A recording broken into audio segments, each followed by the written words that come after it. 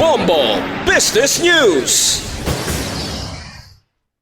Ginapaabot nga magasaka ang electricity bill sa mga konsumidor sining nga bulan sa Agosto. Ini ang kasunod sang pagsaka sa overall transmission charge bangod sang increase sa ancillary services rates. Sunod sa National Grid Corporation of the Philippines o kon NGCP, nagsaka na sa masobra 22% ang transmission rate para sa July 2026 billing period, halin sa masobra 1.430 pakadto sa masobra 1.750 kada kilowatt-hour. Nagapangunang nga rason ang masobra 30% nga pagsaka sa ancillary services charges halin sa 79 centavos pakadto sa 1 peso and 4 centavos kada kilowatt-hour. Ginathag sang NGCP nga wala inisang ginakita sa ancillary services bangod direkta nga ginapasa ang mga bayad sa mga service provider kag iban pa nga entities. Sa iban pa nga balita sa negosyo, sa aton nga mga motorista, yari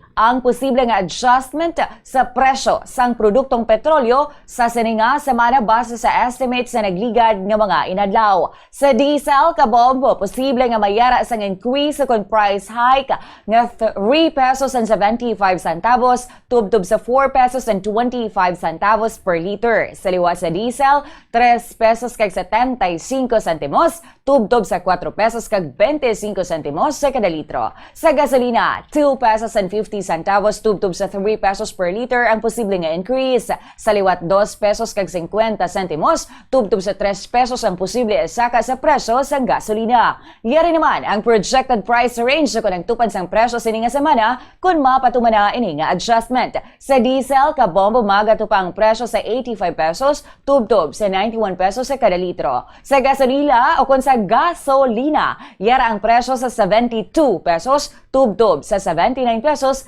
kada litro. Sa liwat ang atong nga ginlawag, hindi pa final nga price adjustment. Subong nga Lunes, iga-anunsyo sa Department of Energy kag sang oil companies ang manginpenal nga price movement. Bombo Foreign Exchange Update is brought to you by Quinbank Business Banking. Ini nga exchange rate kan basa naton sa closing transactions ang Bankers Association of the Philippines sa BOP kag sa Bangko Sentral ng Pilipinas sa BSP sang Biyernes ang hapon. Wala sang transaksyon sa bilog nga weekend. Magabalik liwat ang transaksyon alas 9 subong nga aga. 61 pesos and 45 centavos bayros ang isa ka US dollar. 7 pesos and 81 centavos Hong Kong dollar. 47 pesos and 89 centavos ang Singapore dollar. 16 pesos and 33 centavos ang Saudi Real kag 70 pesos and 67 centavos baylos ang euro.